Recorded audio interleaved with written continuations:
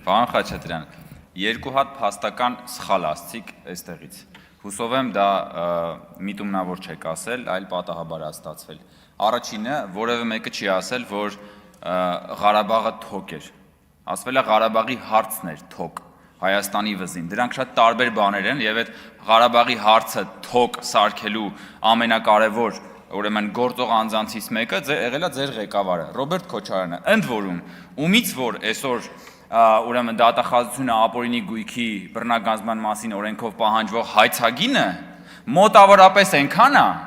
ինչքան որ հիմա պետությունը վարկ է վերցնում Ղարաբաղից տեղահանվածների բնակարանային խնդիրներն ապահովելու համար։ Պետությունը 250 միլիոն վարկ է վերցնում, որ Ղարաբաղից տեղահանվածների բնակարանային հարցերը լուծի։ Ռոբերտ Քոչարյանից ապօրինի գույքով մենակ հաստատված հայցագինը կազմում է $200 միլիոն։ Ղարաբաղից մեկ այլ, բայց ոչ բռնի տեղահանված Ռոբերտ Քոչարյանի, որը եկել է ու այստեղ դարել է դոլարային մուլտիմիլիոնատեր։ Բա մի հատ դրա մասին էլ խոսացեք, կամ ասում եք, բանը, ես ասեցի, ասում եք, պարոն Կոնջյանն ասեց, որ այնտեղ հեղաշրջում եղավ։ Ես այդպես չասեցի, ասեցի հեղաշրջում արեցիք, պարոն Խաչատրյան, եւ ձեր պատասխանատվության կտորը մի հանեք իմ խոսքից, որ գալիս եք եւ մեջբերում եք կառավարության ծրագիրը, այդ պահն էլ ֆիքսեք, որ դուք գնացիք եւ այնտեղ հեղաշրջում արեցիք, հետո լուծարեցիք Ղարաբաղը։ Հիմա էլ ասում եք, որ այդ հեղաշրջում արվողը դեմ չէր դրան։ Այսինքն դեմ չէիք, որ լուծարեիք հետո։ Սրա մասին եք խոսում։ Դուք ուրիշ բան ասեք, դուք ուրիշ բանի մասին խոսացեք, ո՞նց է ստացվել, որ Ռոբերտ Քոչարյանից պահանջում են մոտավորապես այնքան փող, ինչքան որ պետությունը վարկ է վերցնում, որ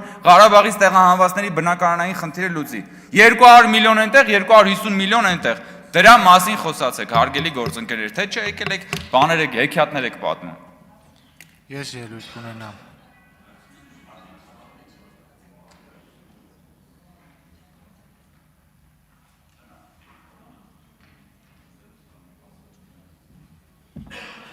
Հարգելի գործընկերներ, երկրորդում եմ պարոն Կոնջյանին, մենակ մի բան ավելացնեմ, էլի։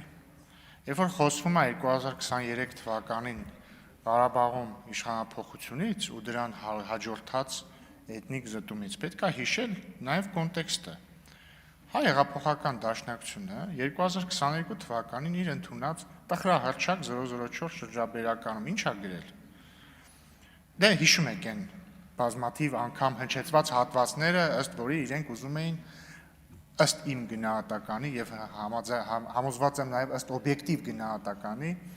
մատաղ անել Հայաստանի ինքնիշխանությունը, բայց դա մի կողմ թողնենք։ Ինչ են ասում։ Անհրաժեշտ է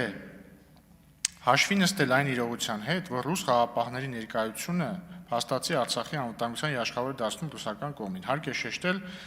չէ, այս հատվածը չներողություն։ Միաժամանակ ակնհայտ է, որ որևէ արմատական խնդիր չի կարող լուծվել, մինչև չփոխվի Արցախի իշխանությունը, Արցախի քաղաքականությունը չվերադարձվի ազգային ուղեկից, չվերականգնվի Արցախի գործոնը։ Երբ որ այս մարդիկ փոխեցին Արցախի իշխանությունը,